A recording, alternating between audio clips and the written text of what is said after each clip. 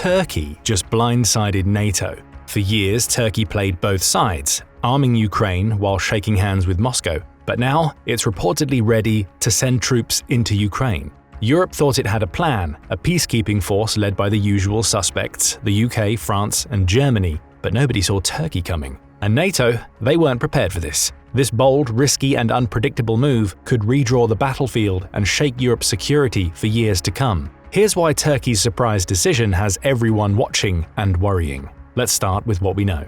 Sadly, this might disappoint you a little since there's no step-by-step breakdown of Turkey's master plan. No leaked documents, no dramatic battlefield maps, just cryptic statements, behind-the-doors conversations, and anonymous sources out of Ankara. And yet plenty has been said, and even more can be read between the lines, and all of it is pretty shocking. So how do we know about Turkey's plans to send troops to Ukraine? Well, it all started in Ankara. By mid-February 2025, Turkish media reported that the country's president, Recep Tayyip Erdogan, had quietly floated the idea of a Turkish troop deployment to both Ukrainian President Volodymyr Zelensky and Russian Foreign Minister Sergei Lavrov in separate meetings. On February 18th, Zelensky spoke to reporters in Ankara on the topic. His message was clear to those who listened carefully. Peace is only possible if everyone who is really able to provide security guarantees is involved. And in a pointed remark, he added, "Today we discussed the issue with President Erdogan, and I'm grateful to him for his understanding."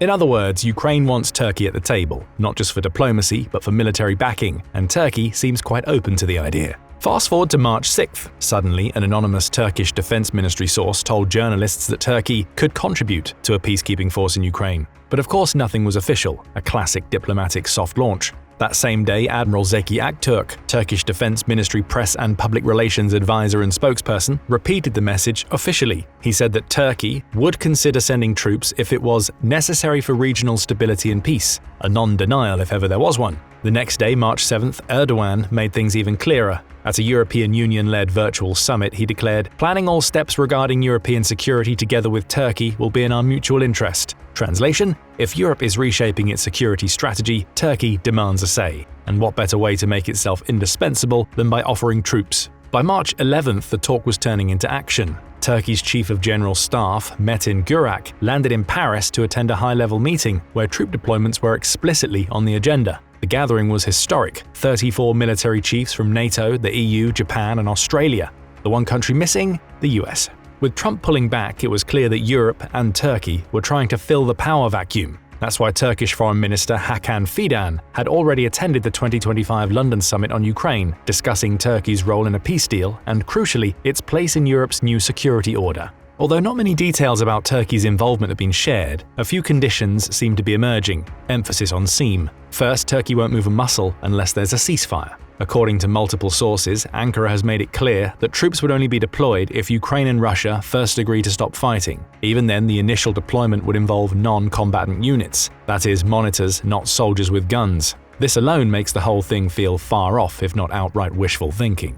Another reported condition? Turkey refuses to be sidelined in the planning process. Officials insist that Ankara must be included in all consultations and preparations before committing to anything. In other words, Erdogan doesn't want anyone to boss him around. If this mission happens, Turkey wants a real say in how it's structured. So much so that some speculate Erdogan might ditch the rest of NATO allies and just go in alone, but more on that later. For now, we must answer another big question: who's footing the bill? Turkey does contribute to UN peacekeeping missions, but on a very small scale. Right now, it has 128 troops in Lebanon and barely a few dozen police officers in other UN operations. Their salaries are paid by Turkey, but the UN reimburses $1,428 per soldier. If Turkey were to send troops to Ukraine, this same system would apply, except there's a slight problem. The UN peacekeeping budget is only $5.6 billion a year. A Ukraine mission would need tens of thousands of troops, maybe even hundreds of thousands.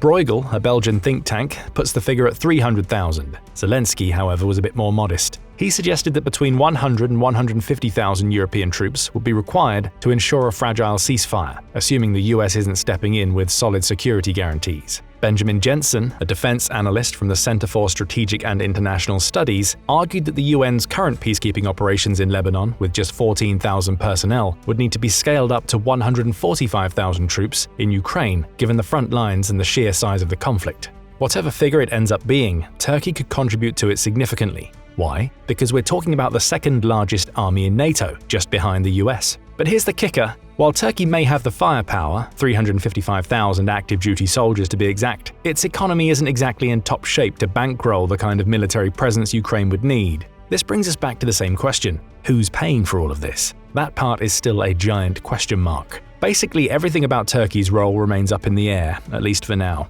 Although Turkey's potential involvement is still wrapped in uncertainty, a number of countries have been much more vocal about their willingness to send troops to Ukraine. The UK and France in particular are pushing hard for a European-led peacekeeping mission. Both have expressed readiness to deploy troops, about 30,000 soldiers, as part of security guarantees in the event of a peace agreement. This comes after months of private discussions and strategic thinking on the matter. The UK's Prime Minister Keir Starmer is also making his pitch to Trump, emphasizing the importance of US support in deterring any potential Russian aggression post-ceasefire. However, this support will likely be in the form of intelligence and logistics, not troops. No, those will come from Europe alone. The UK is hoping to deploy peacekeepers to key Ukrainian locations like cities, ports, and nuclear power plants, avoiding direct conflict zones. The French are similarly on board and have been actively seeking to take the lead in these discussions. French President Emmanuel Macron has made it abundantly clear that France would contribute significantly to a peacekeeping force, as long as it's done under the right conditions and with proper backing.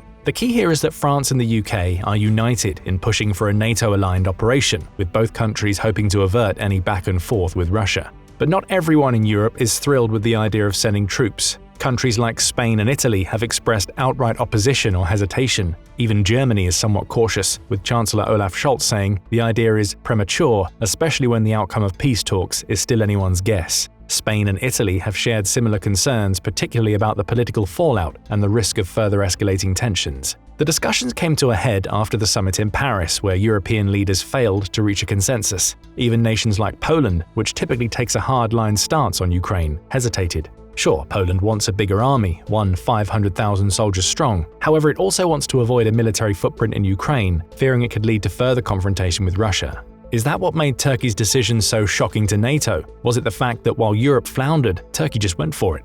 Well, not quite. NATO's shock has more to do with the fact that Turkey reportedly didn't bother to wait for approval. According to some reports, the initial idea to send troops wasn't part of a NATO mission, nor was it coordinated through Brussels or Washington. No, it seems this was Turkey acting alone. It's as if Erdogan woke up one day and decided to skip the usual diplomatic red tape and make his own bold move, no matter the fallout. That's why some commentators see Turkey's potential involvement as going against NATO. It's not that NATO members are inherently opposed to the idea of peacekeepers in Ukraine, quite the opposite, but it's the fact that Turkey chose to go rogue, jumping into the fray without the typical NATO consensus. That's what really rattled the alliance. But let's be honest, this is hardly the first time Turkey has raised eyebrows within NATO. For years, Turkey has carved out an independent path, at times even at odds with the very alliance it helped build. The country's stance on various issues, from its ties with Russia to its domestic military actions in Syria and Iraq, has often put it at odds with NATO. Despite its role in peacekeeping and crisis management, Turkey's actions increasingly seem to reflect its own agenda rather than NATO's collective goals. That's why commentators have begun to question Turkey's commitment to NATO. Headlines such as "It's time to reconsider Turkey's NATO membership" and "Turkey is committed to undermining NATO" reflect the growing sentiment that this Eurasian country is no longer the staunch ally it once was. Calls for Turkey's expulsion have surfaced, particularly given Ankara's reluctance to fully back NATO's stance against Russia and its complicated relationship with Moscow. This leads us to another major reason why Turkey's decision has stunned NATO. You see, Turkey is famous, or perhaps infamous, for its delicate balancing act in international diplomacy, particularly when it comes to its stance on the war in Ukraine. Erdogan has been steadfast in declaring that Turkey will not take sides in the conflict. He explicitly told Newsweek some 8 months ago, "We will not be a party to this war," highlighting the country's commitment to maintaining a neutral position. This approach has allowed Turkey to remain an intermediary between Russia and Ukraine, acting as a bridge between the East and West. When it comes to the East, Turkey's relationship with Russia is one of strategic cooperation wrapped in competition. Despite competing interests in various regions, including Syria and the Caucasus, where Turkish and Russian forces sometimes back opposing sides, the two nations maintain a surprisingly stable diplomatic relationship. A Romanian think tank, Global Focus Center, described it the best. Turkey and Russia are, in many ways, enemies with benefits. For example, Turkey military prowess often puts it at odds with Russia, like when a Turkish F-16 shot down a Russian jet in 2015, but the countries continue to engage in high-level talks and collaborate on numerous fronts. Russia provides Turkey with crucial energy supplies, especially natural gas, through pipelines like the 580-mile-long Turk Stream, which ensures Turkey's energy security while reducing Ukraine's role as a transit hub for Russian gas. On the flip side, Russia has also benefited from Turkey's strategic location in the Black Sea and its key role in controlling access to the Mediterranean through the Bosphorus Strait. Despite the occasional political rift, Putin and Erdogan have managed to keep their relationship surprisingly cordial, likely due to an informal agreement between the two leaders to avoid a major conflict. Both know that their rivalry could quickly spiral out of control, and both have far too much at stake to allow it to escalate. Looking toward the West, Turkey has shown significant support for Ukraine, both diplomatically and militarily. Erdogan has consistently championed Ukraine's sovereignty, firmly asserting that Crimea belongs to Kyiv, not Moscow. Turkish drones, most notably the Bayraktar TB2, became iconic symbols of Ukrainian resistance early in the war. And these weren't the only weapons Turkey sold to Ukraine. There were also numerous heavy machine guns, armored vehicles, laser-guided missiles, and electronic warfare systems. In fact, Ukraine was responsible for 5.3% of all Turkish defense exports in 2023, the year these exports hit $5.5 billion.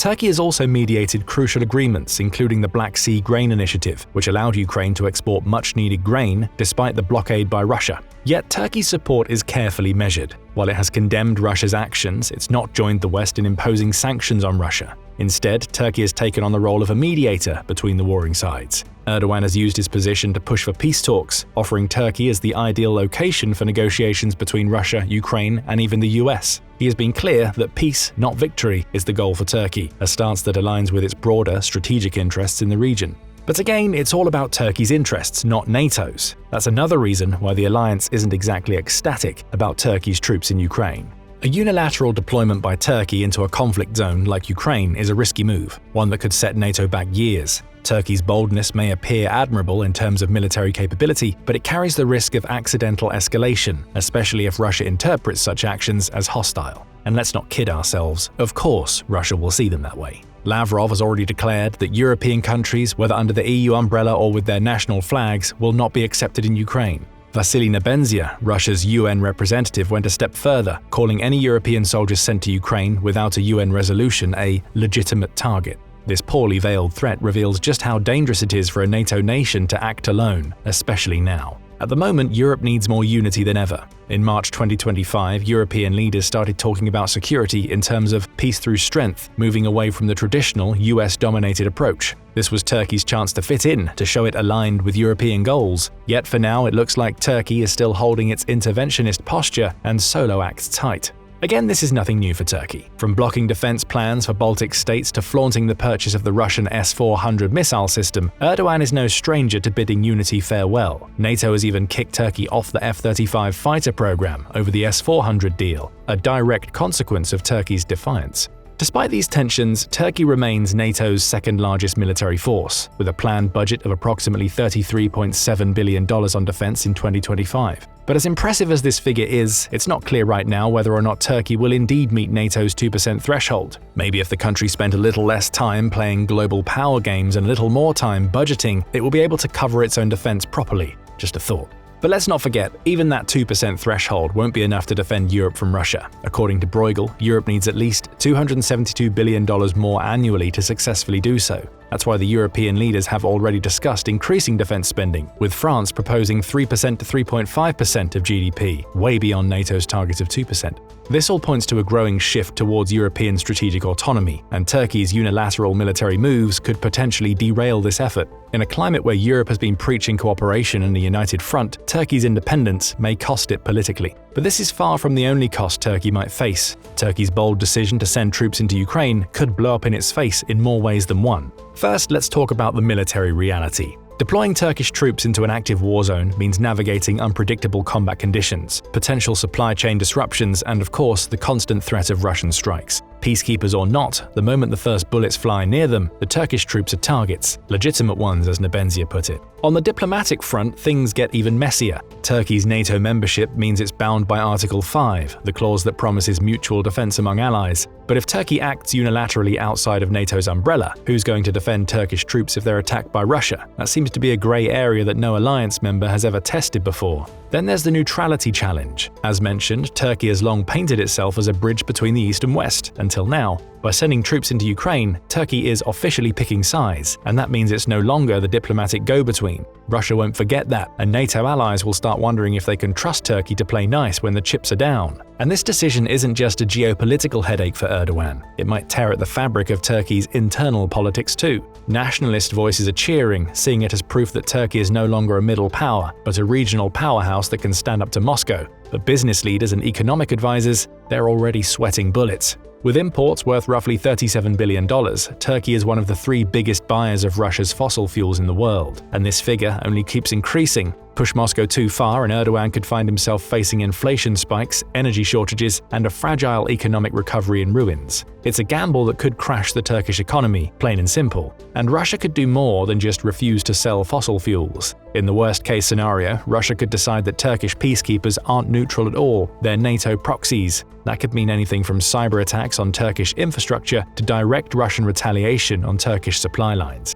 Also, we can't forget the broader European angle either. If Turkey's independent action starts to sideline EU peace plans, it could deepen the rift between Ankara and Brussels. Until recently, Turkey's EU membership talks were frozen, and while the country exported $108.7 billion worth of goods to the Union, diplomatic trust was at an all-time low. If Turkey had pushed further away from Europe, it risked even deeper isolation in an already volatile region. And that isolation could have sent Turkey spiraling into an economic and diplomatic crisis. Simply put, its gamble in Ukraine could either strengthen its position as a crucial security partner or backfire completely. But now, with Europe growing uneasy over US policy shifts, Turkey isn't being reconsidered for EU membership, but it is becoming more valuable as a security player. European leaders see Ankara as a key piece in their push for greater military and strategic independence. The question now is, will Turkey's gamble in Ukraine cement its influence, or is it walking straight into a geopolitical minefield? Well, the country could become the kingmaker in a new global security order, which isn't some far-fetched fantasy. Take Turkey's Black Sea grain deal in 2022 as an example. Turkey, alongside the UN, stepped in and brokered a deal that the US and EU had failed to pull off. The result? It prevented famine for tens of millions of people worldwide, sending nearly 33 million tons of grain to 45 countries. With these figures in mind, it's easy to understand why this deal secured Turkey diplomatic clout no military alliance could buy. This deal proved that Turkey can play in the big leagues. If Turkey succeeds in Ukraine, it could rewrite the playbook for mid-sized powers. Its success would mean that countries outside the traditional superpower club could shape global conflicts directly. If Turkish peacekeepers manage to enforce a ceasefire or stabilize contested zones, Turkey could emerge as the undisputed security guarantor in the Black Sea region. This means that the risks might be high, but the rewards could be monumental. But let's not get ahead of ourselves. Remember, most of this isn't official information, and given how volatile the current political climate is, anything could happen. Just like deciding to act alone, Erdogan could very well wake up tomorrow and pretend he never even considered sending troops to Ukraine. So while it's easy to get swept up in the drama, let's keep in mind that one tweet or press conference could flip the entire script. So for now, all we can do is speculate, and we invite you to do that as well. Let us know whether you think Turkey has overplayed its hand, or whether the country could bring the bold leadership the world desperately needs. Also, will Turkey pull off a solo act? Or will its peacekeepers be part of an official UN mission? And finally, how will the major parties involved answer to either scenario? Drop your thoughts in the comments below.